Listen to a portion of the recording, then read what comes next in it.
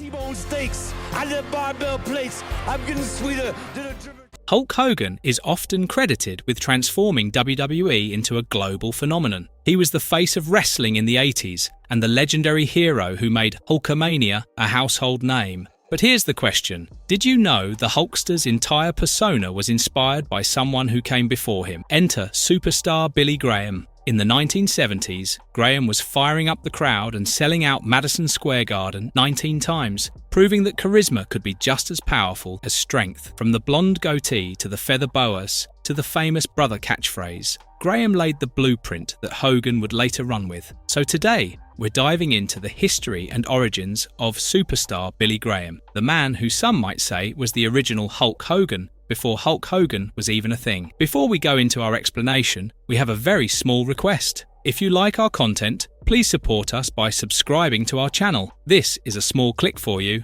but for us, it means a lot. Thank you. Let's begin.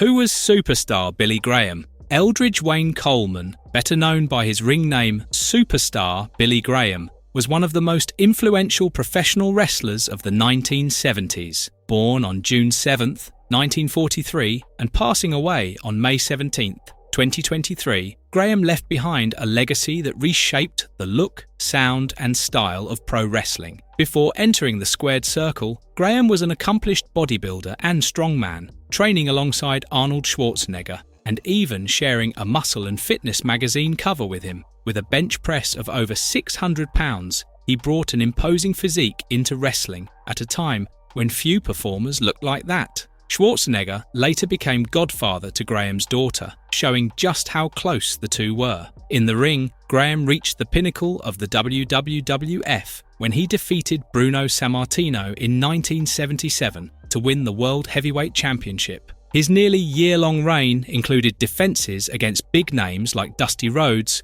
Gorilla Monsoon, and High Chief Peter Maivia, showing he was a main attraction that fans paid to see. What truly set Graham apart, though, was his style. He was one of the first wrestlers to treat interviews like a performance. He hyped himself up in rhymes, talked with energy, and amazed fans with his charm. His glamorous look, with tie-dye tights, flashy jewellery, and blonde hair and goatee, made him stand out as larger than life. Graham's influence didn't stop with his own career. His persona became the blueprint for future stars. Hulk Hogan's promos, Jesse Ventura's flamboyance, and Ric Flair's charisma all carried pieces of Graham's legacy. WWE Hall of Famer. Billy Graham was a pioneer who transformed wrestling into entertainment, proving that charisma and image could draw as much as strength and skill. History and origins. Eldridge Wayne Coleman's journey to becoming superstar Billy Graham was anything but ordinary. He grew up in a working-class family in Phoenix, Arizona, far from the spotlight he would later enjoy. He was interested in strength and athletics from an early age. As a teenager, he got into bodybuilding, inspired by stars like Steve Reeves and John Crammett, and began shaping his own body. Coleman grew up in a difficult home, facing physical abuse from both his parents. But even with these struggles, Coleman found his strength in sports. He stood out in track and field, boxing and even football, showing early on that his athletic abilities were his true talent. He even won the West Coast division of Mr. Teenage America in 1961, beginning his lifelong journey in fitness. Coleman trained at the legendary Gold's Gym alongside future icons like Arnold Schwarzenegger, Dave Draper, and Franco Columbu. He became particularly close to Schwarzenegger, and the two would push each other to new limits in the gym. Graham was incredibly strong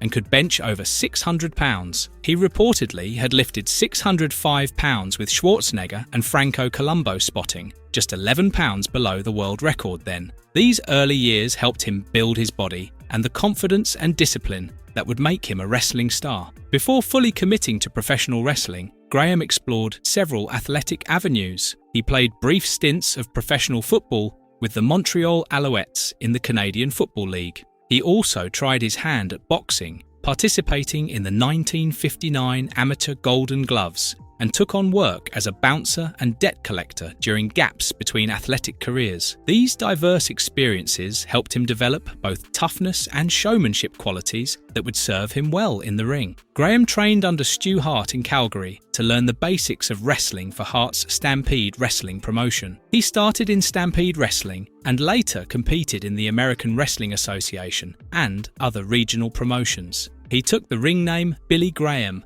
as a nod to the evangelist and as part of the Graham family storyline with Dr. Jerry Graham. In championship wrestling from Florida, he was made the brother of Jerry, Eddie, and Luke Graham, and Jerry suggested he bleach his hair blonde. In 1972, inspired by the musical Jesus Christ Superstar, he added the Superstar name, creating the iconic persona he became known for. By the early 1970s, Billy Graham was already turning heads, but it was his time in California that truly began to shape the superstar persona we remember today. Heading north to join Roy Shire's NWA San Francisco promotion, he teamed with Pat Patterson and squared off against legends like Ray Stevens, Cyclone Negro, and Peter Maivia. It was also here that Graham started adding flair to his performances, staging arm wrestling contests before matches, and boldly calling himself the arm wrestling champion of the world, daring fans to challenge him. From 1972 to 1975,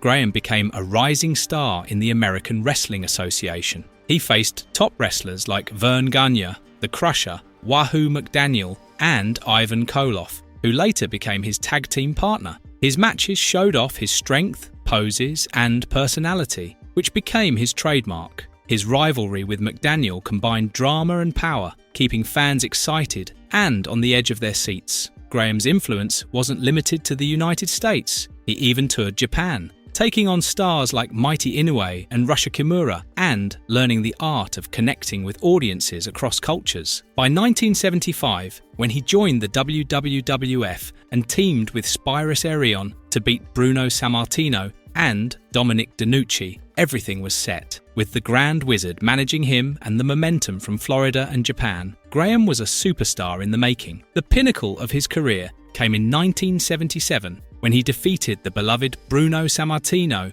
for the WWWF Heavyweight Championship. Sammartino had been the face of the company, embodying the working-class hero that fans adored. For Graham to dethrone him was not just shocking, it signalled a change in wrestling's direction. During his 296-day reign as champion, Graham defended his title against the biggest names of the time, including Dusty Rhodes, Gorilla Monsoon, and High Chief Peter Maivia. He sold out Madison Square Garden an astounding 19 times, showing his unparalleled star power. Graham's impact went far beyond wins and losses. He changed how wrestlers approached their craft, making physique and presentation a key part of their appeal. Bodybuilding became a standard in wrestling, paving the way for stars like Hulk Hogan and The Ultimate Warrior. His promo style influenced legends like Ric Flair and Dusty Rhodes and shaped how wrestlers connect with fans today. By breaking the rules of image and voice, Graham turned wrestling into entertainment. Matches became spectacles, interviews became performances, and wrestlers became larger-than-life characters. From a boy in Phoenix lifting weights to a champion filling arenas, he showed that charisma and personality mattered as much as skill. In many ways, Graham set the stage for modern wrestling, focusing on spectacle, storytelling, and star power.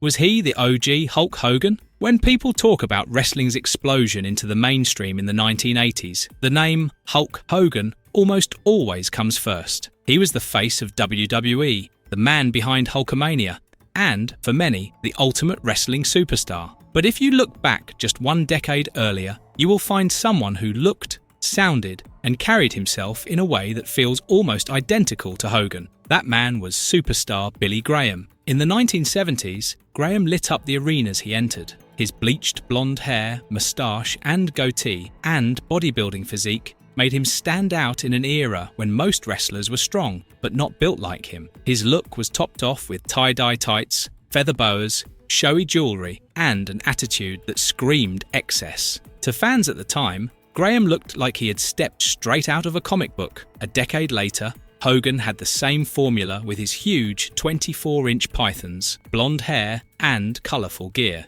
So, it's easy to see the line of influence. Graham's influence didn't stop at appearances. On the microphone, he was unlike anything wrestling had seen before. While most wrestlers kept their promos straightforward, Graham treated every interview as a performance. He talked in rhymes, moved like a preacher, and filled his words with swagger and pride. Phrases like, "I lift barbell plates," "I eat T-bone steaks," "I'm sweeter than a German chocolate cake," were top-notch entertainment rather than trash talk. Even when fans booed him, they couldn't look away. He made fans love to hate him, turning negativity into star power. That same approach is what Hogan later used to fuel his own rise. Hogan's promos had the same booming delivery, the same over-the-top confidence, and the same ability to draw fans in with catchphrases. His famous "What you gonna do when Hulkamania runs wild on you" carried the same spirit as Graham's rhymes. The difference was Hogan framed his act as an inspirational hero,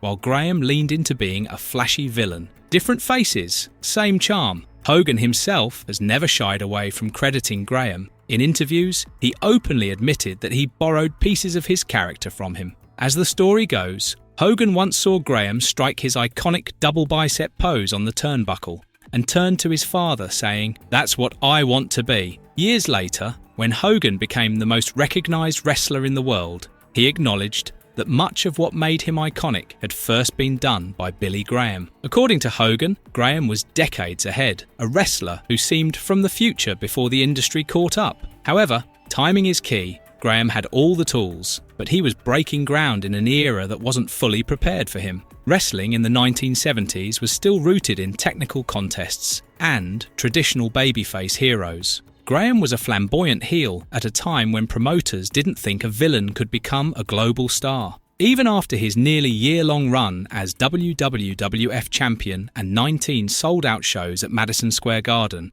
the title returned to Bob Backlund, who was a hero who fit the times. Hogan, by contrast, arrived in the 1980s, right when Vince McMahon Jr.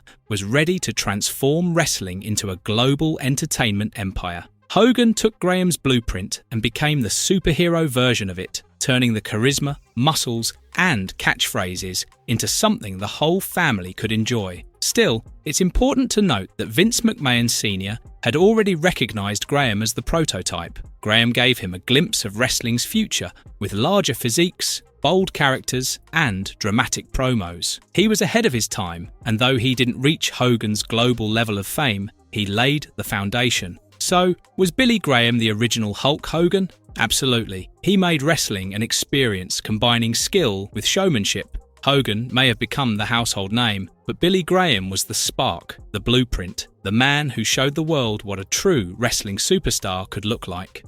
The look, the power, the legacy. Billy Graham didn't just enter the ring as a wrestler. He looked like a comic book hero brought to life. He looked strong and powerful, with muscles built from years of lifting. He had the long blonde hair, the larger-than-life tattoos, and the kind of colourful outfits that turned every entrance into a statement. To fans of the 70s, Graham looked unlike anything they had ever seen before. But it wasn't only the body. Graham knew that wrestling was as much about words as it was about power slams and suplexes. He turned promos into performances, mixing rhythm, flair, and personality. He drew heavily from Muhammad Ali's swagger and Bob Dylan's poetic cadence, but with a heel's arrogance layered on top. When he rhymed into the microphone, the crowd booed, yet they couldn't look away. He would call himself the man of the hour, the man with the power, too sweet to be sour, spitting out lines that would echo decades later in locker rooms and arenas. What Ali did for boxing, Graham was doing for wrestling by turning confidence into entertainment. Inside the ring,